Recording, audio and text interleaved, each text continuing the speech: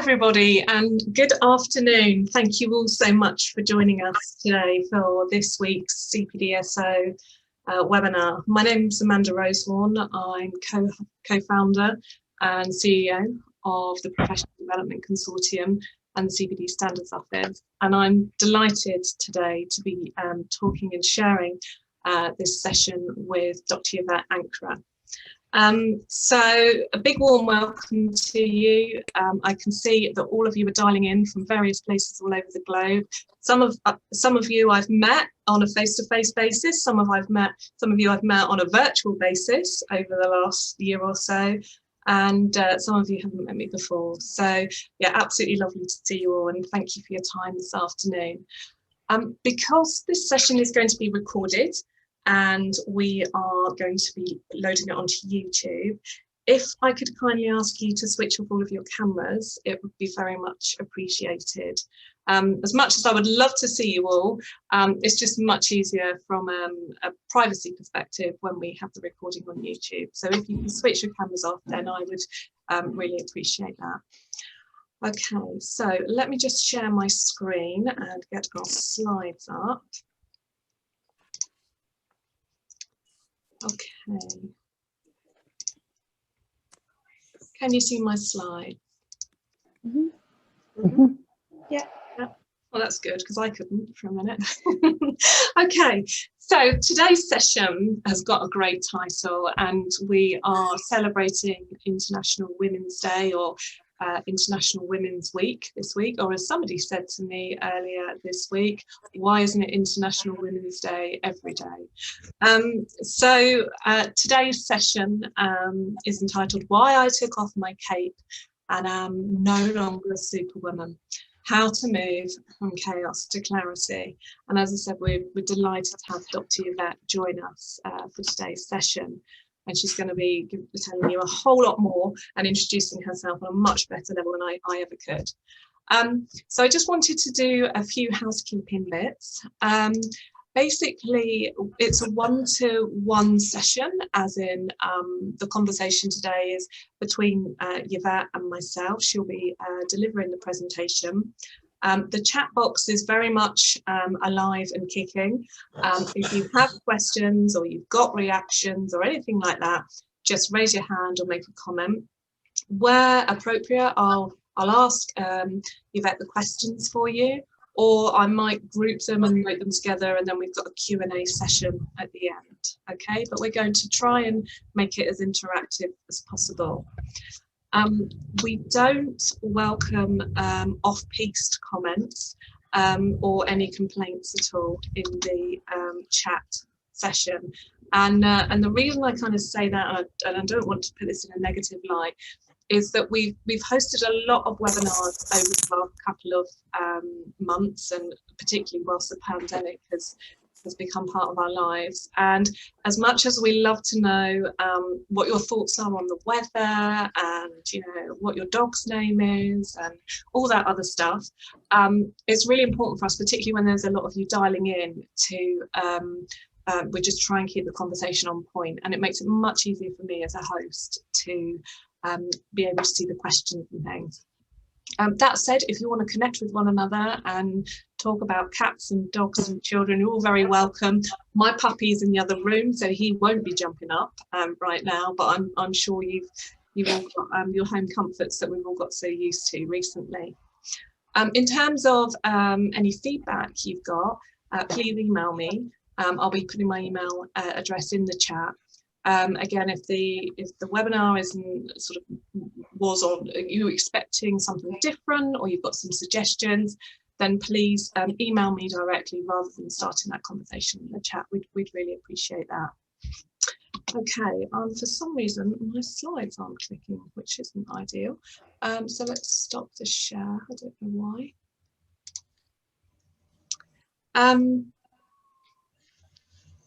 Don't you just love it when technology fails? Let's try again.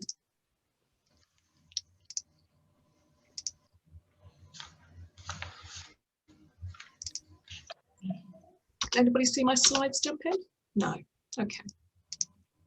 Let's try one more time, and then like a good tried and tested trainer. I will just wing it. Okay, let's try it from there. Can you see that? Yvette, can you see my slides? No? Right, let's not worry about the slides. Okay, so that's broadly what I really wanted to cover in terms of kind of the housekeeping, if you like, for today. The session is going to be around an hour long. If there's lots and lots of questions, and we've got lots and lots of feedback and interesting areas to discuss, then we'll extend it by about 10 minutes, but we know that you're all very, very busy. And if you'd like to contact Yvette or myself or any of the CPD standards team after the session, then and in the future, then you're very, very welcome to. Okay, so it gives me great pleasure to hand over to Yvette, and hopefully as co-host you can share your slides, Yvette, and it will work, and we can take it from there. So thank you for joining us today.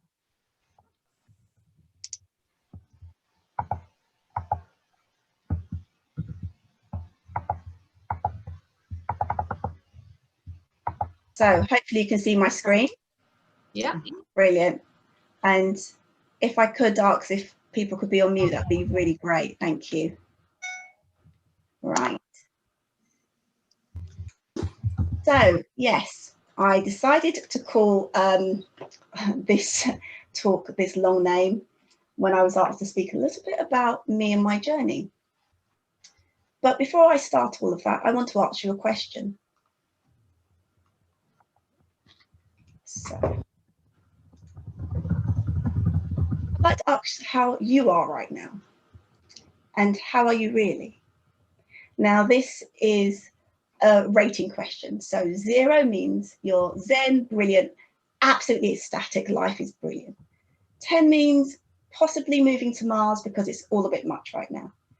Now, you don't need to put it in the chat if you don't want to, but you can mark it down or put it in the chat. And we're going to come back to this later on.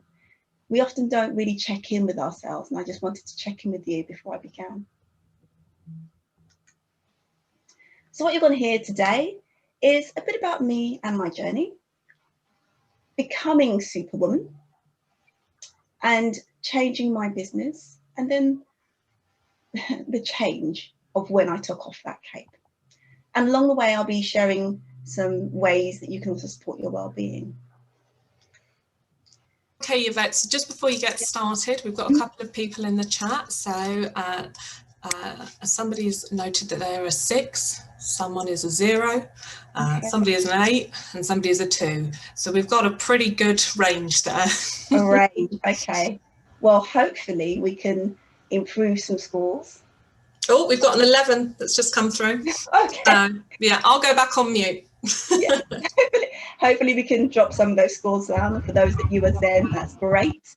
And hope to keep that up. And those who are not feeling that brilliant, we're going to hopefully give you a few tools and some tips in this time to shift that.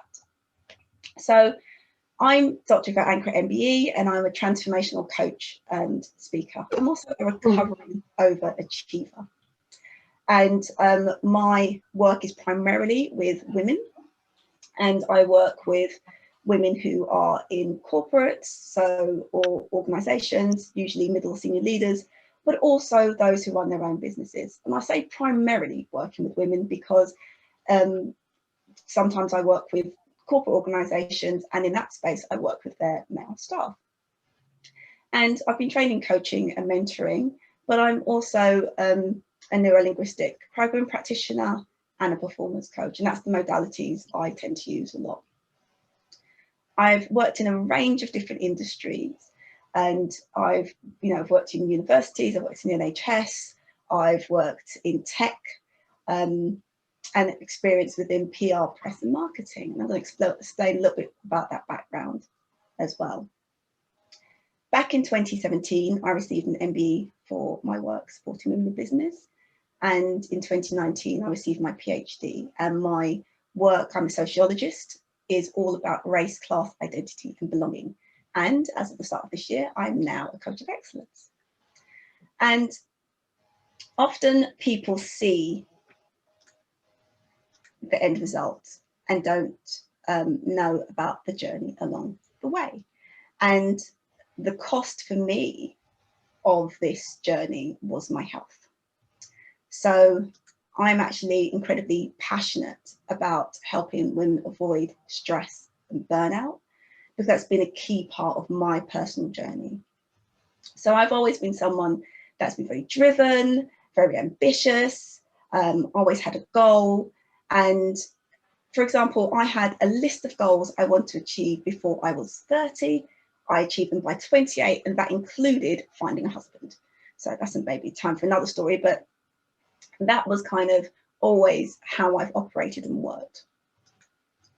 So that helps to begin to talk a little bit about that journey of becoming Superwoman, because I believed that I was going to be Superwoman. I could do anything, no matter when, no matter where. There was going to be no feedback, no complications, and I was going to do absolutely everything amazingly all of the time. This journey started quite young.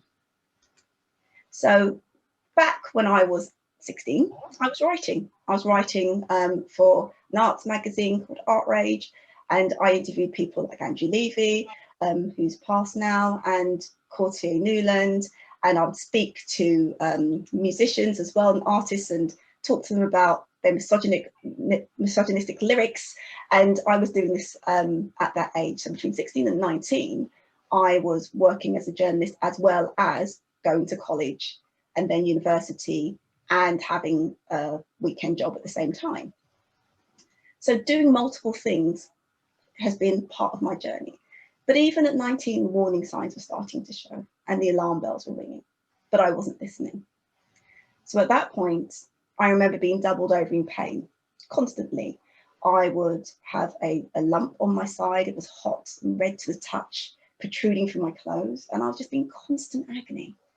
I'd go from doctor to gastroenterologist, and eventually was diagnosed with IBS. But I didn't see that as a major warning sign. I just thought, oh, this is what it is. And I continued doing multiple things all the time. And I entered into the world of PR, and I'd work 12-hour days. And my idea of a break would be, let's go to a spa or have a relaxing bath, and then go straight back to those 12-hour days and doing exactly the same things that I'd been doing previously. And those habits and behaviours were there and part of my life. Can you include that in your action plan? Could I just ask everybody to put themselves on mute if they're not already? Sorry about that, Yvette. Let me just...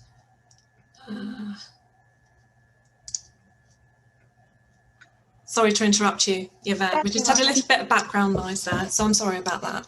That's fine, thank you. So, and in this world of PR that I'd entered, I thought I had, you know, my life was great. On paper, it did look good. I was working in a role that people considered glamorous at that time. I was in my 20s, didn't have a care in the world. My clients were getting great results. It was all good, but I was actually quite unfulfilled and quite miserable. And what I didn't realise, I was actually in the process of burning out, and I hadn't noticed. Because again, I thought, I'm Superwoman, I can do this, there's no issue here. And that was when I had my first burnout. And it was interesting how it kind of felt like it's creeping up on me. And I got to this point where I was just drained, completely exhausted, had no energy, couldn't get out of bed, and I was done. And I thought, okay, the only thing I need to do is quit, because I can't do this anymore. So I did. So I quit and then moved into other areas and changed my career completely. However, the problem was that I was running a story. And the story that I was running was that I had to work really hard. In order to be successful, I have to work very, very hard. And I have to work hard because that's what people do for success. I have to work hard because I'm a woman. I have to work even harder because I am a Black woman. And that was my story. So if I wasn't working those 12-hour days, if I wasn't volunteering for everything and grafting and putting my hand up and saying yes and having zero boundaries and not giving, I wasn't going to be doing enough. And it's interesting that, you know, we've got International Women's Day, and the theme for this year was choose to challenge. And what I have chosen to challenge, and will always challenge, is hustle culture. The idea that we've got to burn, we've got to grind ourselves into the ground to be successful. We've got to keep doing these things. We've got to keep going. And, you know, we've got to hustle hard. I challenge that notion. I challenge that notion because the hustle leads to burnout. The hustle is unhealthy. Working in that way isn't good for us at all. You know, I choose to challenge us not putting ourselves first, us being ground down and feeling that that's a good thing that we should be doing in order to get the things that we are supposed to want to have. But that story of pushing and driving and needing to have that success, that was part of my story. And there was other drivers in there. And those stories that we have and that we carry, they're great when they work and they're healthy and good for you. Not so great when they are not so positive in your life. And I talk about these stories because when I'm working with clients, when I'm talking to friends, I can hear the stories and I know my own. And there's all these different stories that we may have. And these stories are our beliefs that we've inherited or been told, or, you know, in some way we've got these stories. And for some of us, we can go through them, no problem. They come up, we acknowledge it, we break through. Other times we get stuck in our story. And I put these ones up as the space of the stories that a lot of people carry. So again, you do not need to share, but if any of these resonate with you, write it down. What's your story? So there's the what ifs, the space of predicting the future and already predicting that it's going to not be a great one. What if I fail? What if I succeed? What if I'm judged? Nobody wants to be judged. Then there's the not enoughness. Now, yes, it's not a word, but it's mine, and I'm going to own it. They're not good enough. They're not smart enough, not experienced enough. And we can challenge these really easily. But when that's there and that's present, it affects how we show up. It affects our decisions. It affects what we do, where we go, what choices we take, what life we create for ourselves. And there's also that lovely imposter syndrome, which is a phenomenon rather than syndrome, but I use that title because it's more popular. That it's got nothing to do with us, that everything else is outside of ourselves. We're just lucky. It was a team effort. I didn't have any part to play. Or at some point, they're going to realise I shouldn't be here, and they're going to drag me out. Someone's going to realise I'm the fraud, and they're going to get me out of here. And the other one is the comfort zone, the leggings and cardigan space. I'm not going to take any risks. I'm going to stay right here. Or actually, I know that this isn't great, but you know what? I understand this space I'm in. So I'm going to operate from this space. I'm not going to take any risks. I'm going to deal with what I have here. And we are wired to not take risks. We are wired to keep ourselves safe. But holding on to any of these means we don't get to do what we truly want to thrive. And these aren't just my stories. So KPMG US in 2020 did a poll, and they spoke to 750 high-performing executive women. And they found that 75% of them suffered from the imposter syndrome. And these are women that were gearing up to go into C-suite. So if they're running with that energy all day, how does that enable them to show up? How does it enable them to take the opportunities to move into that space, to shine? And running those stories is actually quite stressful. And women are 50% more affected by stress than men. And these are health and safety executive stats. They did several polls from about 2010, 2011, and each year they found the same statistics. And back in 2019, there was a government department that was actually looking into this, and I'm not sure what's happened to that department, but they were looking into women's experience and women's stress, and we really probably could do with that department coming back and doing more work in this space. And then Gallup did a poll in January 2020, and they polled 7,500 full-time employees. And they found that nearly 2/3 were dealing with burnout at some point at work. That's a huge number. So we've got people who are in these spaces in work, running their own businesses, experiencing these stories, experiencing stress and anxiety, overwhelm, burnout in their work.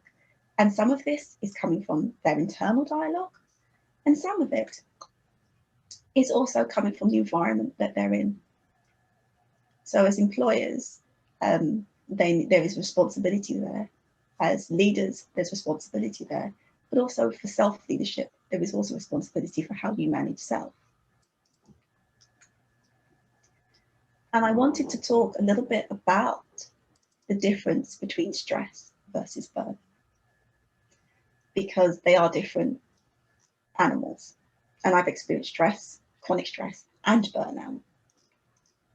Now, what Mind says in their definition, because there is no medical definition of stress, it's a two-part definition. Firstly, it's anything that puts pressure on us. And then the second part is how we react to it. So if there's pressure, for example, deadlines that are coming in, and that's the pressure source. And then it's our response to that pressure. So scenario, it's 4:55, you're planning to clock off at 5 o'clock to switch off your camera and chill for the day. And at 4:55, an email comes in that's urgent and needs to be dealt with right now. For one person, that could be just an annoyance. You know, last minute, not very happy, but I'm going to crack on and deal with it. Or you might respond with, you know, is it truly urgent? Can it wait? Up to you. But for another person, it might trigger quite a big stressful response in their body. They might panic, they may worry, they may suddenly feel palpitations, heart racing. And they've had a stressed response to exactly the same situation. And we all need a bit of stress. It's important to keep us safe. But if our body is responding as if we're in imminent danger all the time, that becomes a problem. As soon as you're stressed, your body responds. And we all know our own responses. So, you know, the general thing that happens is your blood pressure rises, your pupils dilate, you go into that fight or flight mode. You might find that you've got headaches or backaches. And for those of you who have young children or spend time with young children, they often respond to stress by saying that their tummy hurts. You might find that you're irritable, you know, everything's annoying you. You also feel that you need to do something, you've got energy, adrenaline's going through you. So you're going to have all these responses, and everyone's got their different ways of noticing it and or dealing with it. And then once that situation is done, ideally, your body goes back into rest and reset, and you're back into a calm state, because calm is our default. And we don't often spend time in our default state. But then what happens is, you can't always switch that off. And then you spend your time in that chronic stress state, where you are always feeling that anxiety, always feeling that heart racing, always feeling, you know, that you're not resting. It's because your body it's not able to switch off. And if you stay in that space for long enough, you end up with burnout. And that's what happened to me the first time on that journey of working in that PR firm and being in that space. And that chronic stress was so normal to me. I assumed that's how my life was supposed to be, that I was supposed to feel this way all the time, because I didn't know any other way of feeling. I hadn't, you know, got used to being in that calm space because my body was constantly in that state of adrenaline. So with burnout now, the World Health Organization sees burnout as what happens when chronic stress in the workplace is not managed. Now, they might have to change that definition given the pandemic, because parents are experiencing a hell of a lot of burnout. But it's that kind of constant chronic stress, and when it's not dealt with, we get burnout. Now, burnout has very different feelings. In some places, you don't feel a lot, actually. The things that you're passionate about, they don't energize you anymore. There's not a lot there. You're exhausted, but you may be so tired, but you can't sleep. Or you might just want to sleep all the time. And you feel it, and you notice it. And it's there. And it's hard to think, can I move through it? Can I get out of it? But there are ways that you can. But it's understanding that these signs are there and knowing your own body and listening when it's starting to say these things and taking notice and taking action, but also noticing it in those around you, noticing it in colleagues, in family and friends, and seeing the signs. Because your eating might change, your relationship to shopping or alcohol might change, sleeping patterns might change, and we've seen quite a lot of this happening during the pandemic. And hopefully it'll be reversed once things start to change a bit more. But it's being aware of these things and not leaving it too late to do anything about them. So one of the things that I realised I wasn't doing, was breathing properly. I spent all my time breathing at the top of my chest with lots of shallow breaths and anxiety. And deep breathing was something I didn't do. And what I'd like to share with you at the moment is a breathing technique. So I can't see you, so I just have to hope that you're doing this.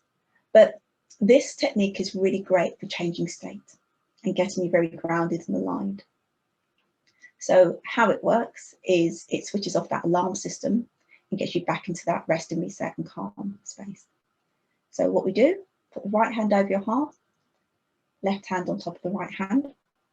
So it's a cross-body exercise, cross-brain exercise. And then what you do is you breathe in for a count of 7 and out for a count of 11.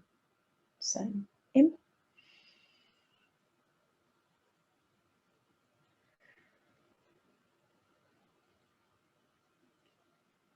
Again.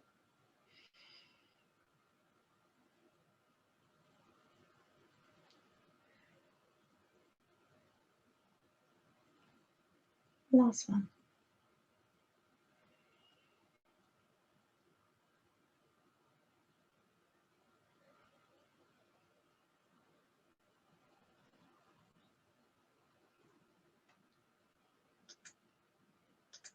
So I'd like to know how you're feeling right now. So please share in the chat how you felt after that exercise, or just make a note. And again, you can score yourselves out of 10 if you wish to. Okay, so we've got a couple of 10s coming in, a centered, somebody's noted. I have to say I feel much calmer of that for just listening to you and your story. I thought it was really insightful, you know, and also to see, you know, breath technique, which can just change how you're feeling immediately. Somebody has said that they're a 2. Another one has said more relaxed, a little bit sleepy. So we've definitely got a range of different responses coming in. Brilliant, thank you. Now this technique you can teach to children as well. If you're going to do it with children, you need to change the pattern, so you can use a 5-9 or a 4-8 breath. But this is a beautiful thing for you to do whenever you're feeling stressed or you just want to feel grounded. You might have a lot of work that you're about to tackle, or you might have a meeting that you're going into, or before you train or coach a client, but also teach it to your clients as well. If they are in a state of anxiety, they can do a few more rounds to get down into that. Usually 3 rounds of it will help anybody get right back in. And it's a beautiful technique which I love sharing. So moving on to my consultancy and business coaching practice, I eventually left various organisations and set up on my own. But what I did was I took me with me everywhere. So I brought some of those habits and those behaviours of long hours, of not looking after myself, into my own business when I worked for myself. And there were some great things that happened within that business. And, you know, one of them, as I said, about getting the MBE, the story behind that was in 2015, I worked with some other women and we created a grassroots campaign around that election to get more support for women in business, and also for women who maybe had left employment and want to go back in the workplace, so and that they could have some back to work schemes.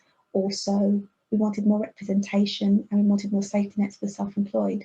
And it's interesting to see, you know, coming up 6 years later, what's happened with that. So we wanted more representation, and we had at one point, you know, the largest amount of women in Parliament. You know, we wanted to have that visibility, the safety net for the self-employed, so that self-employed people could get help if they couldn't work. And I co-wrote the manifesto for that and was awarded the MBE because we did a campaign up and down the country for this. I also had moved house and become a parent. And in that time, my business had gone dormant and opened up again. And I shifted my focus from working with arts-based organisations, which is what I was doing, to working with mums in business. And I did that as I went to these mother and baby groups to socialise. And I didn't talk babies, I talked business. And I found that there were women who had businesses and no one knew about them, or who wanted to start something and didn't know how to go about doing it. And their only source of information were their husbands who didn't own businesses. So I just used the skills I'd already got and moved into much more of a consultancy, and then it turned into more coaching space. I was also doing a PhD at the time. And I show this picture here because this was when I was a finalist for the Best Women Coach Award. And on this day, my husband had to drive me there because I could barely stand. I was concerned about if I won, what I'd have to do, because being able to walk across to get anywhere was difficult for me. Because by this time, my health had got to the point that it was incredibly poor. And I was diagnosed with a condition called fibromyalgia. And fibromyalgia, for those who don't know what it is a condition that affects you cognitively and physically. So it causes fatigue, it causes muscle spasms and muscle pain. It also causes brain fog, so you forget things. So I was in constant pain physically and would have lots of lapses with memory. I couldn't pick up my son because I had lots of joints issues and pain. But I was still doing all of this at the same time because I believed in burning the candle at both ends and in the middle, and no disease was going to stop me doing that. So, you know, even when it looks like things were great, things were not. I was about probably 10 kilos less than I weigh now in that image. But I did have success within that space and I did have strides, but again, my health was in the toilet and I was still doing multiple other projects as well. And the turning point for me came after the last hospitalisation that I had. Now, I've been in labour, and at this hospitalisation, I had a lumbar puncture, and believe me, it was more painful than giving birth to my son. And the other problem I had after this lumbar puncture is that they'd managed to bruise a nerve, which meant that I couldn't use my left leg. So I had a lot of time to think because I was lying down for a long period of time. And I decided enough was enough. I'd made small changes along the way. I changed my diet. I'd started doing pacing behaviour, so I'd make choices. So, okay, I've got a client today and then I've got to look after my son. So which means I'm not doing cleaning, I'm not doing anything else, I'm not seeing any friends, and I'm definitely not going out. Right. My choices were all governed by my illness. And that was the space that I worked in and operated in, and I had to do everything around that. And while I was lying there, as I said, I got to the point where it's like, enough is enough. I have to make serious changes to my life. I can't keep doing what I have been doing. You know, the whole idea of insanity is doing the same thing and expecting to get the same result, right? But I kept doing that. And even though I was understanding the world of coaching and understanding that and saying I was doing the work, I hadn't truly done it, because I was still experiencing the same problems and experiencing the same cycles. So I had to take off that cape, because I was a broken superwoman. I couldn't do it all. I couldn't keep going like I was going. I couldn't keep trying to do all these hours, keep trying to shoehorn things in and push through pain and push through everything. And I realized that that's not healthy. That's not the way I needed to be. And I'd been involved in NLP years ago, and I made the commitment to kind of do the training for my clients, not for myself, by the way, for my clients, because even though clients were getting results, even though clients were doing things, I could see when blocks would come up. I could see when a fear would come up, but I wasn't equipped to help them manage that. I didn't feel I was. So I wanted to introduce some more steps. I've done a few bits, but I wanted to introduce some more steps to help them so they could be even more amazing than they were. What I didn't know was how much doing that work would impact me and help completely change what I was going to do. So I'm showing this because what I had been doing was working at the level of the environment and behaviours. I'd spent all my time making very low level changes and having some impact and some results in my own personal life, but not deep transformation. As the space I operate in now is in working with identity, values and purpose. And it's interesting that my PhD also looks at identity and its important role in our lives.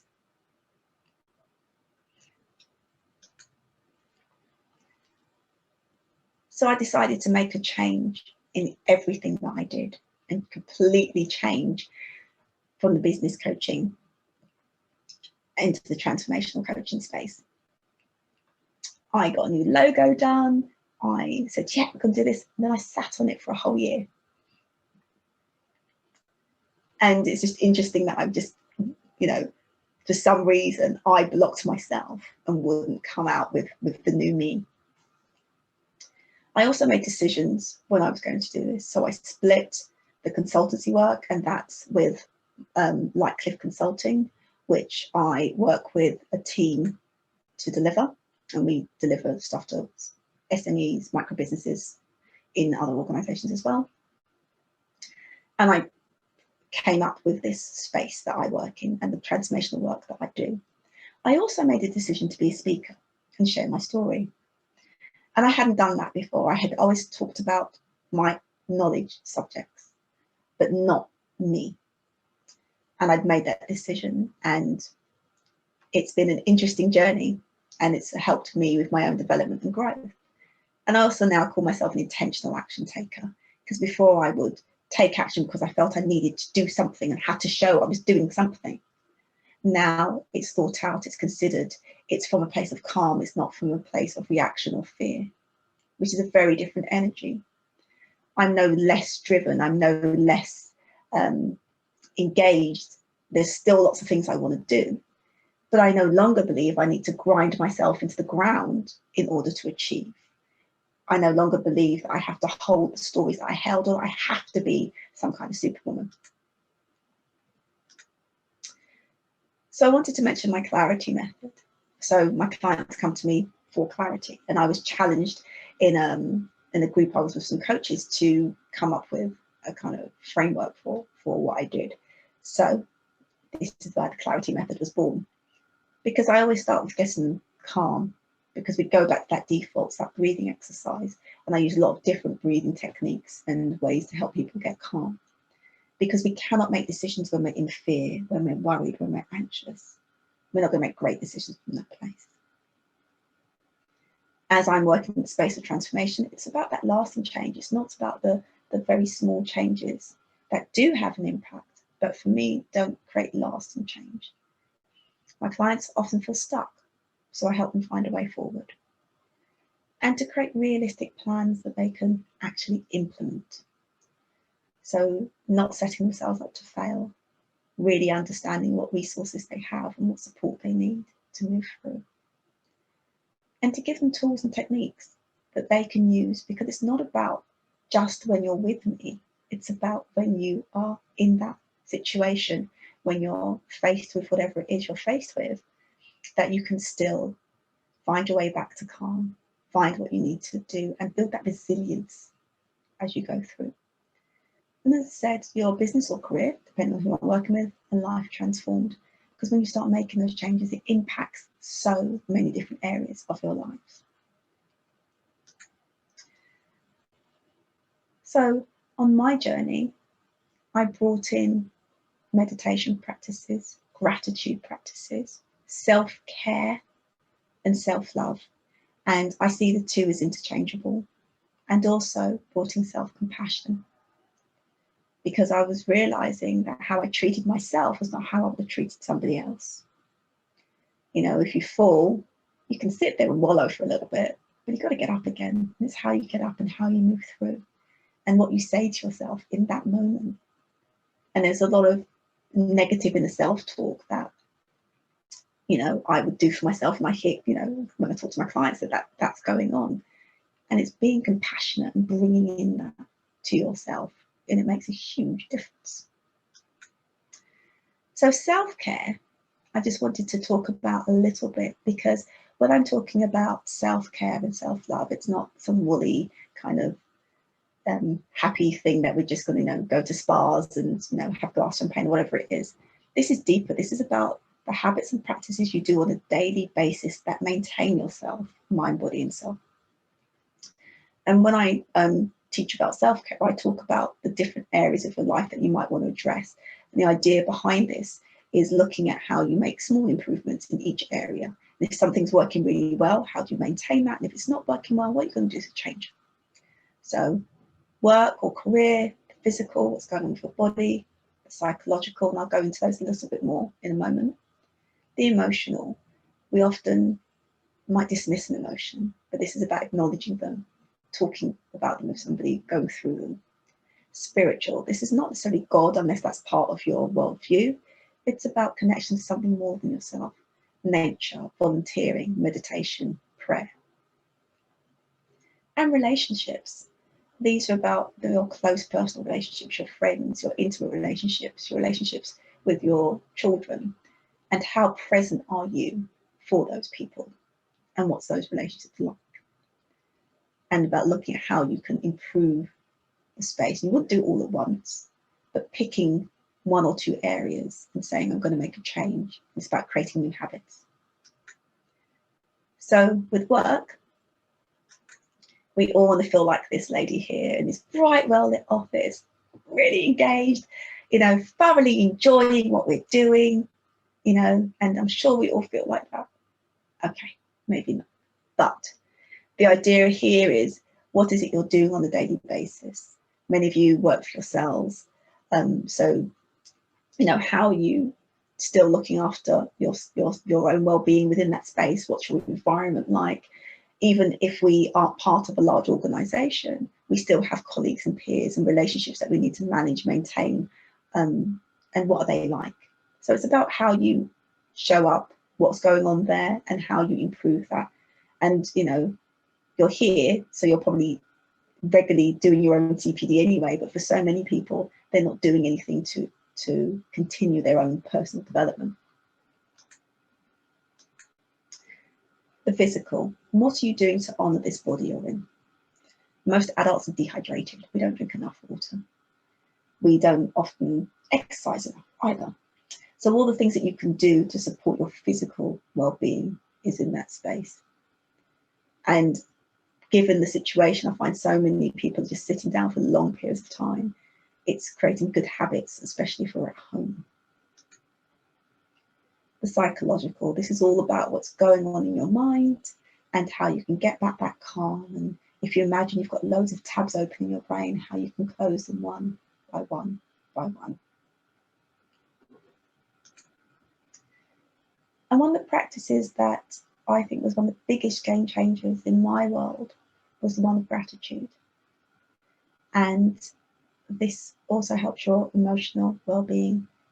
And the practice of gratitude has been shown to actually change how your brain operates and change your relationship to things and change your perspective. So the simplest way, if you've never done it before, is think of 3 things that you're grateful for. Write them by hand so that you can stimulate parts of your brain, your reticular activated system, and say that it's important that you pay attention.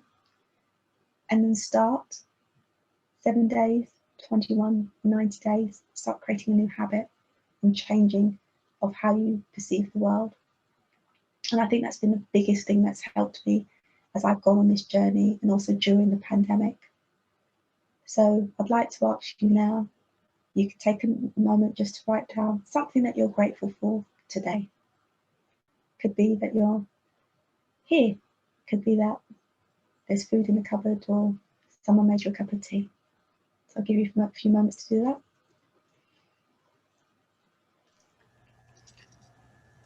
Thanks, Yvette. That's really given something to think about, and I think, you know, it's really important that we do take these moments and you know, just take a moment to jot things down. Just while people are taking some time to do that, I just wondered if you might share your 3 things that you would write today, just out of interest.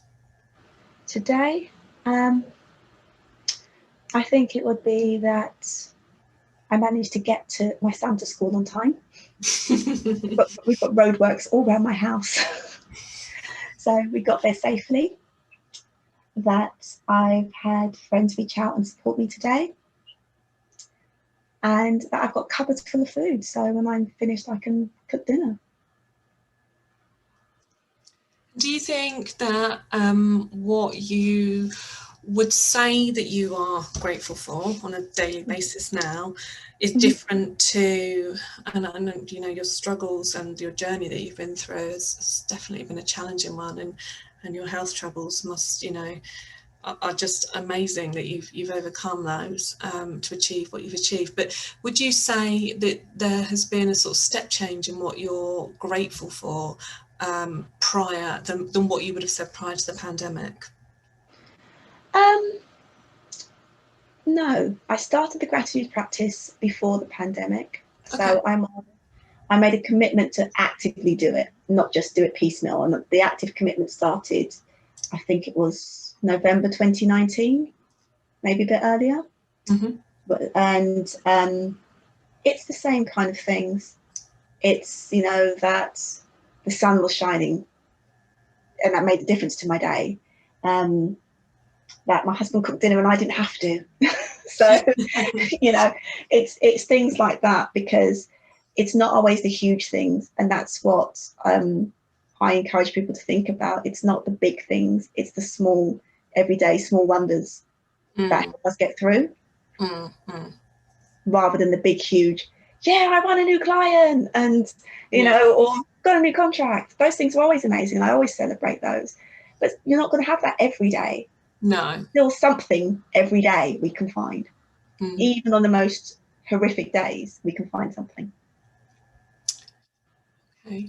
I'm conscious of time because we're coming up to 10 to 3. So by all means do finish your presentation, but I'm just wondering if anybody's got any particular questions that they'd like to ask Yvette as you finish your session with us, Yvette, then I can have those ready for you for a Q&A session.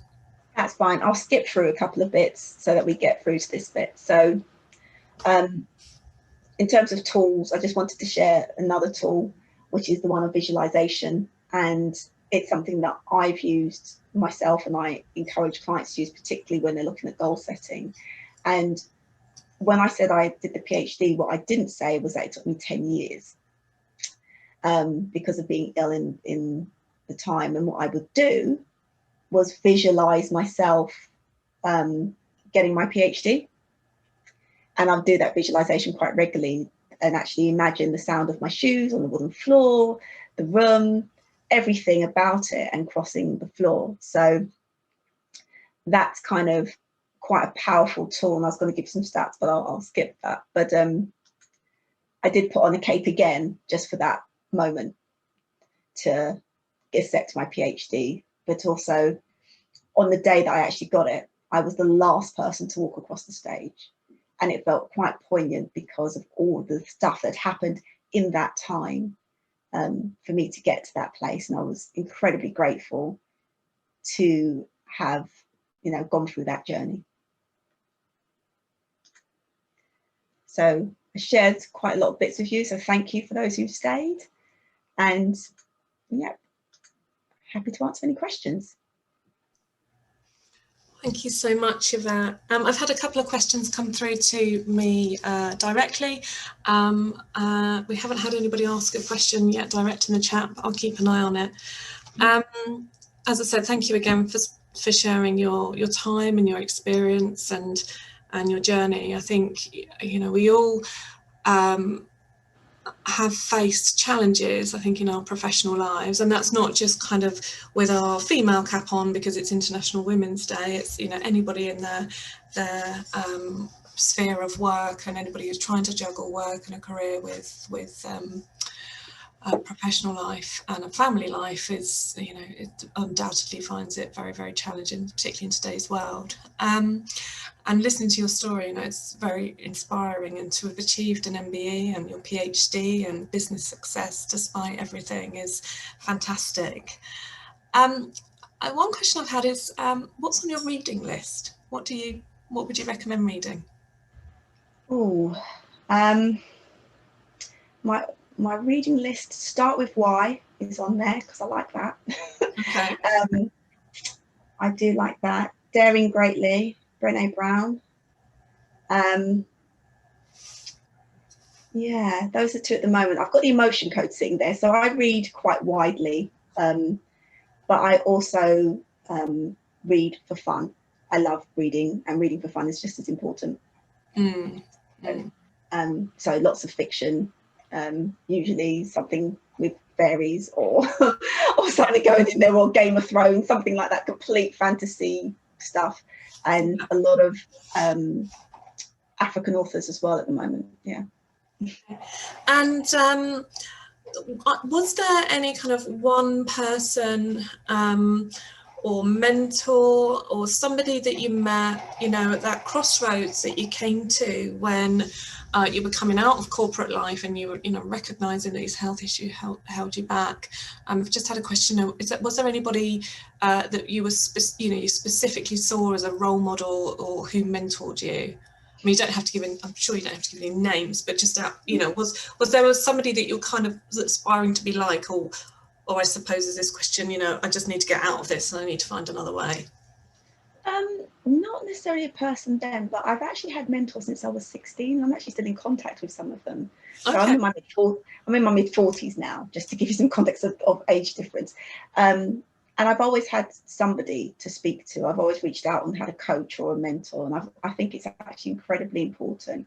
I mean, at that time, I found it hard to find somebody who understood the juggle. So I actually, rather than having a person, I actually got a group of people. So my network, my mumpreneurs network, my colleagues became my kind of support group. Yeah. People that had young children at the time. Yeah. And kind of understood that journey. Yeah. That's interesting, because one of the questions that's popped up in the chat has been, how important then has the support of people around you been in your success? Absolutely incredible. How did they cope with the changes that you made? My husband and son have been along for the ride. They've just kind of had to come along for the ride.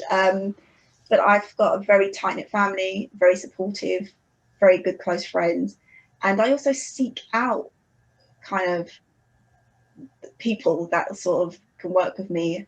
And at the moment, I have a circle of women that are so amazing. And some of us met during the pandemic and we've created this really amazing supportive circle. And most of us are coaches. So it's a beautiful energy in that place. So having people There's no way I could do what I've done without other people's support. Mm. Mm. Yeah, we all need some support, that's sure, that's for sure. But okay, so we've had another question. I'd like to ask you a little bit more about purpose and identity and values that help you in your work. That was a fascinating slide that you put up. Okay. So I'll take it from in terms of my personal thing. One of the things I realized is that I'd been drifting, even though I kept saying I was driven, I was just heading towards a goal with no real destination. And I didn't know why I was doing it, apart from I must be successful. But what was success? I hadn't bothered to examine what that was, apart from financial. I hadn't looked at it deeper. And when I was going in that space of much more self-exploration, it's actually, what is it I do? And what is it I love? I love seeing people thrive. I love seeing people grow.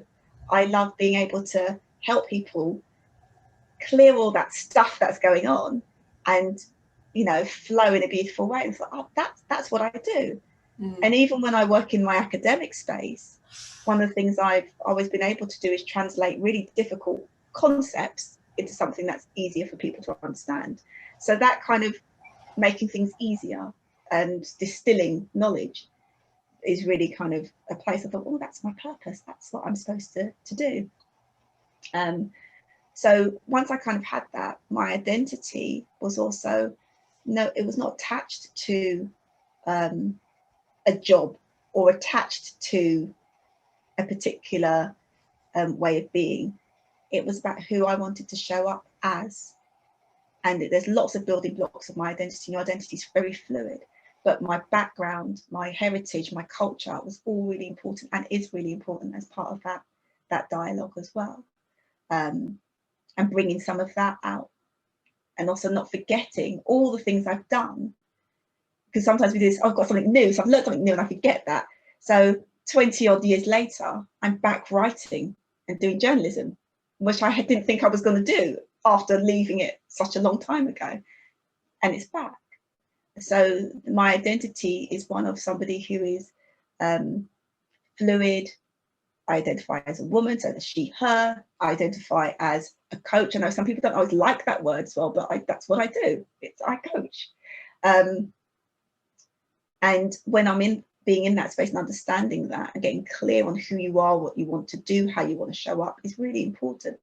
Same with the beliefs. The beliefs are our stories of how we see the world.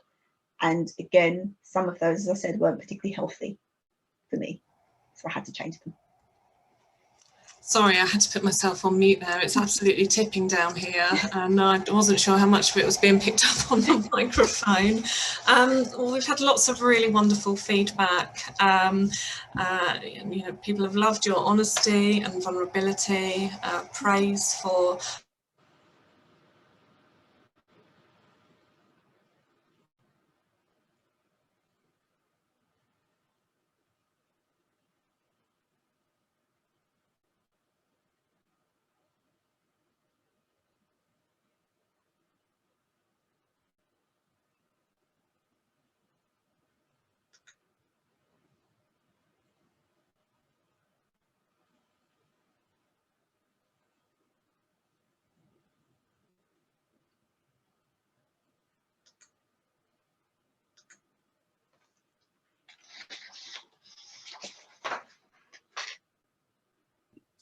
Hi, Yvette. Did it cut out or? I don't know. I think she's frozen. Hello. Hi, I'll come on camera. I was listening in, and I'm not sure. Oh, it says unable to start my video, but hi, it's Marielle here. The question that I had for you, and it's something that I'm working on with my coach actually, is feeling that I need to do everything in my business. And I recognize that, you know, even though my parents were together growing up, like as a child for me growing up, my mum was still very, very independent and she would do like everything. And I think I've just inherited that from her, trying to do everything. What did you do? And I may have missed this. How did you overcome the need to feel that you had to do everything? I just realized there's no way that if I want to do what I want to do, I can keep going the way I am. So I outsourced what I could. I swapped with people at different stages. And also, how did I want to work? Did I want to do 12-hour days? The answer was no. Yeah. Realistically, I don't want to do it. And at different stages, I've done different things. So at the moment, I've actually just put in a whole new CRM system, which does all my onboarding for me, which is great. So, but I didn't set that up myself. I outsourced that to set up, because if I spend 3 hours doing that, that's 3 hours I can't spend just doing what I want, or doing something with a client, or, you know, playing with my child. Yeah. So it's what's the time worth to me, and where's my skill set? You know, when you run your own business, you turn your hand to so many things. You really do. And, you know, I'm a maverick at so many things. I've learned so many tools, but I have no intention of being a web developer, an IT support person. I don't want to do those things. Yeah. Yeah. So that's what it boiled down to. Mm-hmm. So there was nothing like deep rooted that you did like on a subconscious level to change. Oh yeah, that level of I can't have help because I'm Superwoman and therefore Superwoman does it alone. Yeah, I had to kind of shift that belief and work on that space. I was the kind of person, someone offered me a seat, but no, I'm perfectly happy to stand on the tube. Why? Like now it's like, thank you, I'll sit down. It's like, yeah. But that took a lot of shifting and altering. And, you know, I had a question in my head the other day, and I said, you know what, first thought was, who do I know that can help me answer this question? Yeah. Not, do I need to spend hours researching? It's like, actually, I can shortcut this by finding the right person to help me right now. Yeah. And that's what I do. Seek out, ask for help, and don't feel that it's any shame to ask for it. Thank you. Thank you so much. Really good session. Thank you, Marielle. Do we have anybody else that would like to ask any questions? More than happy for people to ask a question and switch the microphone on, as opposed to in the chat. I'm sorry I dropped off there. I'm not quite sure what happened. As well as my slides not working, my internet connection must have stopped. So that was really helpful. No? Any other questions? I have to say what you've just said there, Yvette, you know, that really resonates with me when I was sort of starting this organisation, trying, as you say, just trying to juggle everything and realise actually I don't have the skill set to do everything. So what am I good at, and who do I ask for help?